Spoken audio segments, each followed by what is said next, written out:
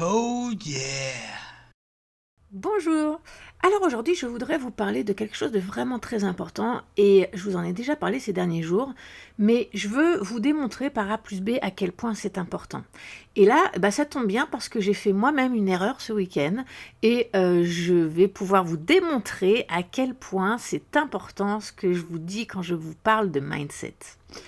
Alors, ce week-end, qu'est-ce qui s'est passé? Vendredi, en fait, tout a commencé mardi, où j'ai annoncé dans mon groupe privé que je plaçais un short sur le Bitcoin parce que on avait un gap autour des 84 000 et donc du coup je voulais profiter de cette chute parce que je pensais qu'après on aurait un rebond. Arrivé vers les 84 000, une fois le gap comblé, je pensais qu'on pourrait avoir un rebond. Donc ça, c'était c'était mardi 25 mars où je leur parle de ça.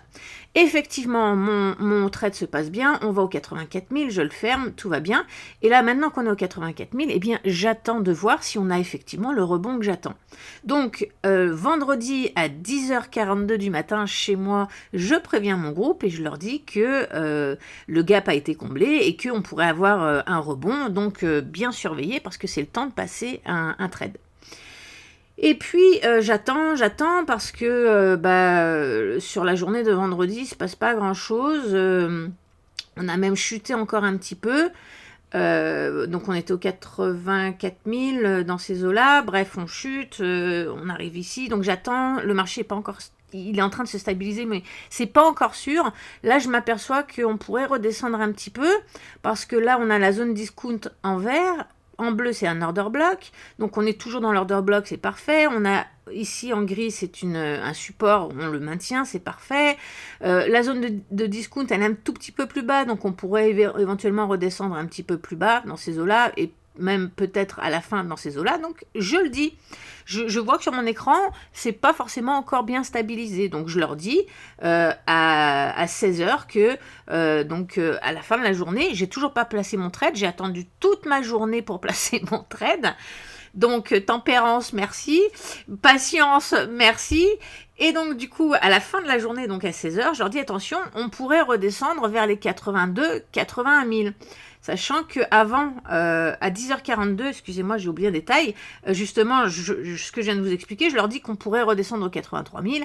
Et ensuite, comme il ne s'était rien passé, à 16h, eh bien, je leur dis qu'on peut descendre aux 80 000. Donc, je vous montre ça parce que j'avais conscience de la chose. Je l'ai dit à mon groupe, je l'ai inclus dans mon analyse. C'est pas comme si je ne l'avais pas vu. D'accord ? Et l'importance là-dedans, c'est 16h. On est vendredi, il est 16h. Moi, je trade dans les outils de la finance traditionnelle. Donc, du coup, de vendredi à samedi, mon exchange, il ferme. Donc, je ne peux pas passer de trade. D'accord ? Je suis obligée d'attendre qu'il réouvre le samedi soir ou le dimanche matin, je ne me rappelle plus. Je crois que c'est le samedi matin même. Donc, il est juste fermé le vendredi soir. Donc là, si je veux passer un trade, c'est maintenant parce que ça va fermer. D'accord ? Donc, je dois me décider maintenant.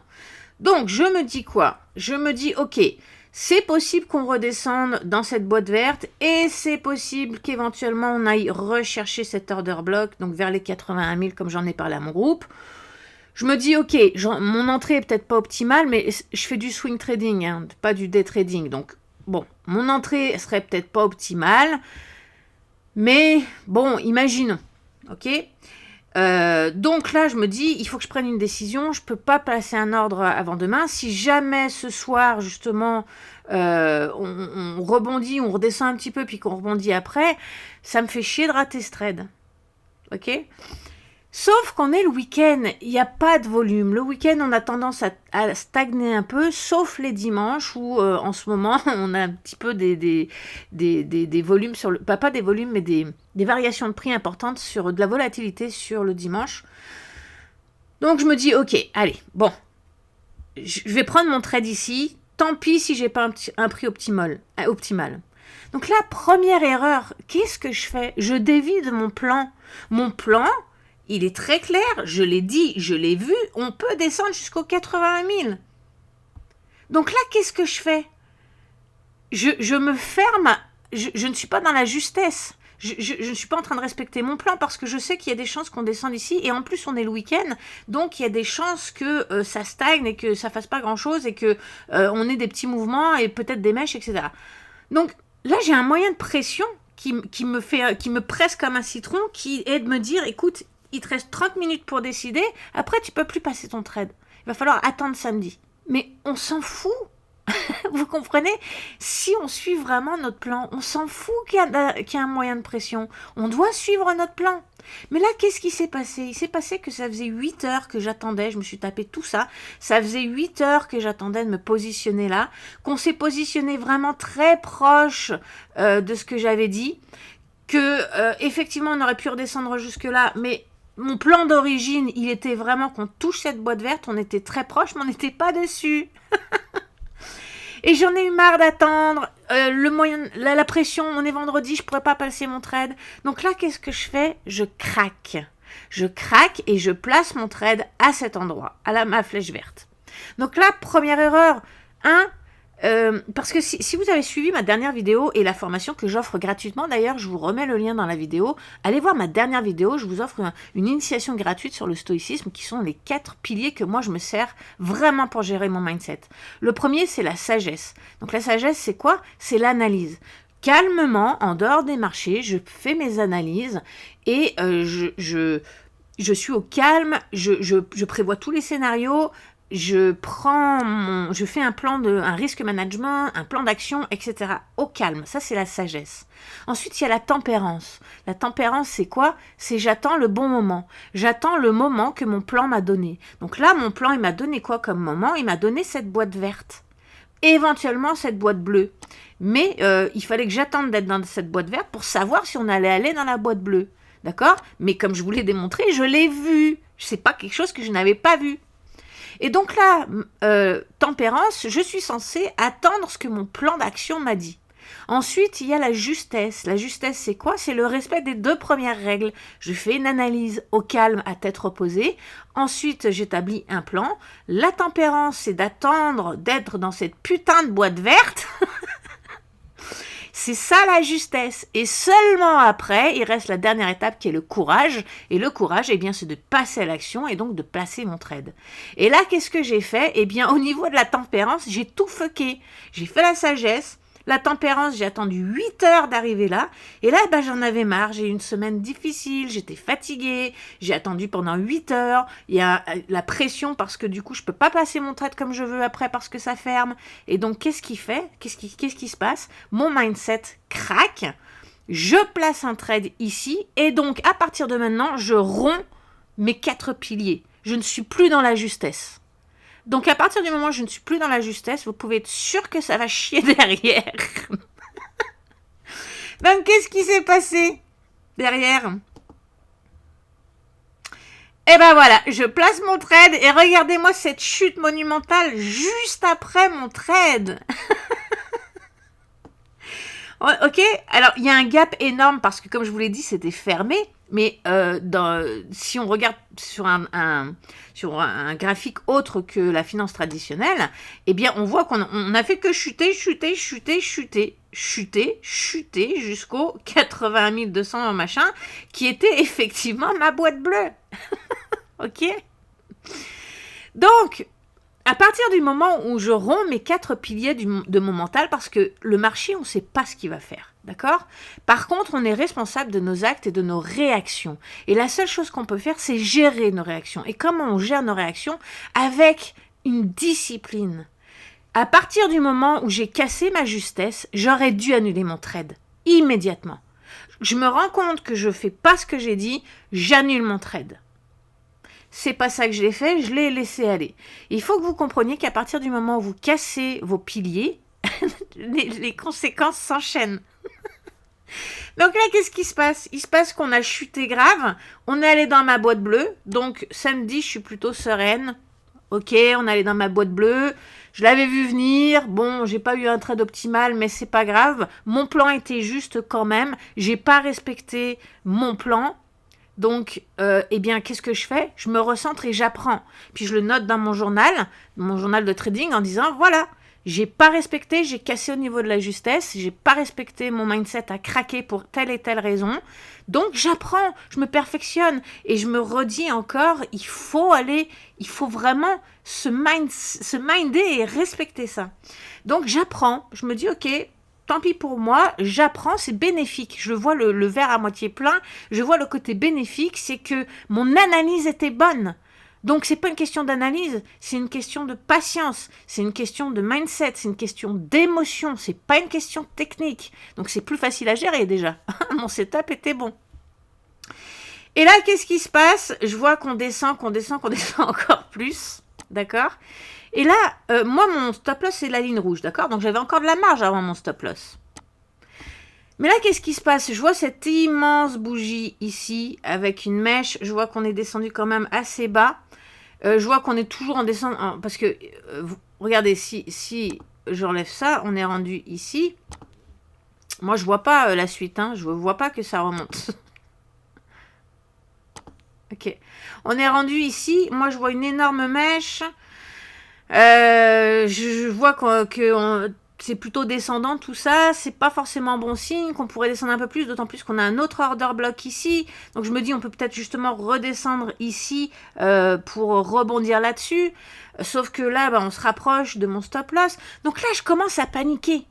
Alors que j'ai de la marge, mon plan du début, c'est quoi? Mon plan du début, c'est qu'on rebondisse dans les 80 000, dans cet order block-là.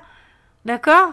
Et là, non, je suis en panique. Donc, je me dis, je vais encore me faire baiser. J'ai pas respecté mon plan, donc ça va encore chier.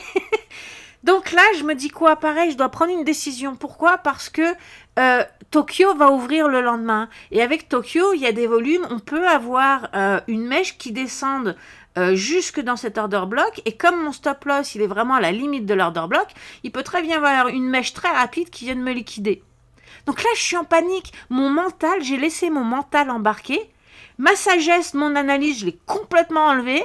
Je l'ai plus du tout. Alors que mon plan était bon depuis le début. Mais pourquoi j'ai plus confiance en moi? Parce que j'ai pas respecté mes propres piliers. D'accord? Donc à partir de là, à partir du moment où vous respectez pas votre trade, c'est pour ça que j'aurais dû l'annuler quand je me suis rendu compte que j'avais pas respecté, au moment de la justesse, j'ai chié, j'aurais dû l'annuler. Je l'ai pas fait. Et donc du coup, qu'est-ce qu'il y a? On descend, je manque de confiance en moi, même si pourtant, on est toujours dans le plan de mon départ. Donc ma sagesse est toujours bonne. Mais là, mon mental, il embarque. Pourquoi? Parce qu'il se dit, oui, regarde, t'as pas été jusqu'au bout, ton plan, il était bon, t'as lâché, t'as perdu patience, et du coup, t'as mis ton trade ici, alors que tu savais qu'on allait ici. Donc, j'ai plus confiance en moi.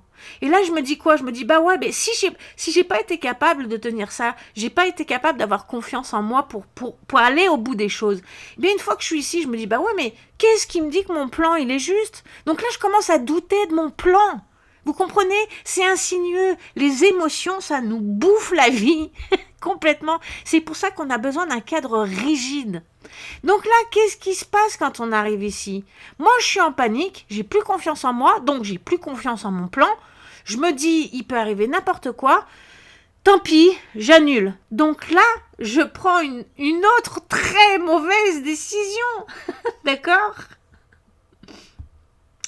Et qu'est-ce que je fais? Je vends. Voilà. Alors là, je croyais que c'était sur cette bougie, mais non, c'était sur cette bougie, c'était sur celle d'avant. Qu'est-ce que je fais? Je vends, je clôture mon trade à perte.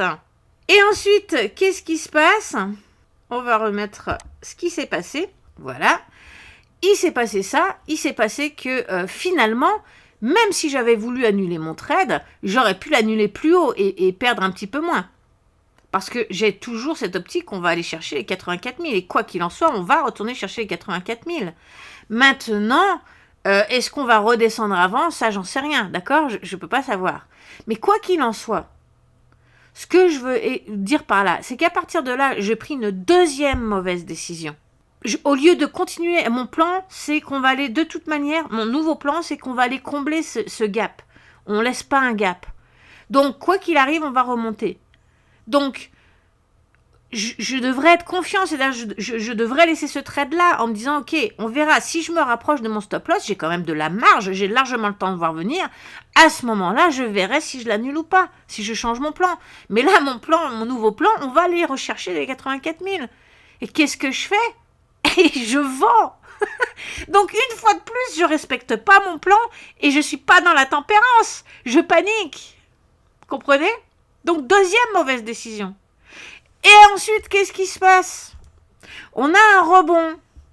D'accord? On a un rebond, on restabilise. Mes données techniques sont de nouveau bonnes parce que là, je vous ai parlé des order blocks, mais je vous ai pas montré tous mes indicateurs techniques, d'accord? Donc, j'analyse pas juste avec des dessins, j'analyse avec tout un tas de trucs. Et donc là, à ce moment-là, quand on arrive sur cette bougie ici, je sais qu'il va y avoir un rebond. Donc là, je me dis quoi? Ok, là, il y a Londres, la bourse de Londres, il y a New York qui va ouvrir. Donc, je me dis, ok, parfait, ça annonce un rebond. Il y a de fortes chances qu'on aille combler ce gap. Après, on verra, je ne sais pas si on ira plus loin, mais au moins ce gap. Donc, qu'est-ce que je fais? Je replace un trade ici. Mais ça, c'est un trade revenge. Je me dis, ok, je vais aller récupérer ce que j'ai perdu vendredi. Je vais aller, ou samedi, je vais aller me le récupérer ici. Donc là encore, je suis encore dans les émotions. Donc là, j'ai commis 3 jours d'affilée, 3 erreurs. Pourquoi? Tout ça à cause d'une chose. Je n'ai pas respecté mon pilier de base. Toutes mes erreurs du week-end dépendent de cette simple bougie, ce moment où j'ai décidé de passer mon trade. Tout a découlé de là. Et à partir de maintenant, tout le reste, chie. Parce que tout le reste a été déstabilisé. Donc, vous comprenez l'importance d'avoir des piliers, d'avoir une discipline et un cadre, et à se fier à ce cadre. Et à partir du moment où vous sortez de ce cadre, parce que ça va arriver très, très régulièrement, parce qu'on est des humains, il suffit que vous soyez fatigué, que peu importe ce qui se soit passé, vous allez sortir du cadre. Eh bien, à un moment où vous vous rendez compte que vous sortez du cadre, annulez votre trade. Parce que vous pouvez être sûr que ça va très mal se passer derrière. Il va y avoir un effet domino qui va s'enchaîner. Donc là, qu'est-ce qui se passe? Bah là, il se passe que là, je suis de nouveau à perte parce que j'ai pas vendu ici pensant qu'on allait chercher le haut. Et voyons, on s'est arrêté en plein milieu. Donc là, qu'est-ce qui se passe? Bah, je suis tentée d'annuler mon trade. Mais j'en sais rien au final. On peut très bien rebondir ici. J'ai pas fait complètement mes analyses, donc je sais pas exactement ce qui va se passer. Mais là, c'est pas très folichon en tout cas. Donc là, je pourrais tenter d'analyser de fermer de nouveau mon trade. Je sais pas ce que je vais faire, je vous ai dit, j'ai pas terminé mes analyses. Donc, encore une mauvaise décision. Vous voyez? Parce que c'était un trade revenge, encore une fois, et ça n'a rien à voir à faire ici, les revenge. Donc, moi, je fais du trading depuis des années. Je m'impose cette discipline depuis des années. Je suis quelqu'un qui fait du développement personnel dans la vie personnelle à fond, mais à fond. Je pratique énormément. Je développe du stoïcisme aussi en permanence. J'ai ces piliers en permanence dans ma vie. Mais même moi qui suis extrêmement... je fais extrêmement attention à ces choses-là. Même à moi, ça m'arrive de cracher mes propres convictions, de craquer. C'est humain. Mais ce qui va vous sauver, surtout dans le trading, c'est qu'à partir du moment où vous vous rendez compte que vous avez commis une erreur, ça arrive à tout le monde, annulez-la immédiatement, cette erreur. Parce que sinon, tout s'enchaîne en effet domino, et je viens de vous le démontrer A plus B. Alors que je ne suis pas novice dans le domaine. Vraiment pas. Mais vraiment pas. Donc ça, c'est des erreurs à ne surtout pas faire. Je vous invite vraiment à aller regarder l'initiation que je vous ai préparée. C'est une petite mini-formation sur le stoïcisme dans le trading, avec justement la discipline que moi je m'impose. Je vous explique tout ça. C'est gratuit. Je vous en supplie, allez-y. Les gens ne se rendent pas compte à quel point le mindset est important. Mais je viens de vous démontrer à quel point c'est important. Si j'avais attendu mon plan originel du début et que je n'avais pas craqué au niveau de la justesse et de la tempérance, j'aurais attendu, d'accord? J'aurais donc attendu éventuellement dimanche soir pour placer un trade, ou sinon lundi matin. Dimanche soir parce qu'avec le décalage horaire, chez moi, Tokyo est ouvert, donc les bourses sont ouvertes. Donc, en général, je trade plutôt sur Londres ou New York. Donc, à mon avis, j'aurais attendu lundi matin pour trader. Et donc, en attendant lundi matin pour trader, ben, j'aurais pas perdu tout ce que j'ai perdu dans le week-end. Vous voyez? Discipline, discipline, discipline. Donc, allez faire la formation que je vous ai préparée. C'est gratuit, ça vous coûte rien. Et ça va vraiment vous préparer à ce marché de malade mental et à tout ce stress. Et ça vous servira dans votre vie de tous les jours aussi. Moi, je m'en sers dans ma vie de tous les jours. Je me pose toujours ces 4 questions à chaque fois que je fais quelque chose. Voilà, alors j'espère que mon expérience négative du week-end vous aura aidé et vous permettra de ne pas faire la même erreur. Sur ce, très bonne journée à tous. Bye.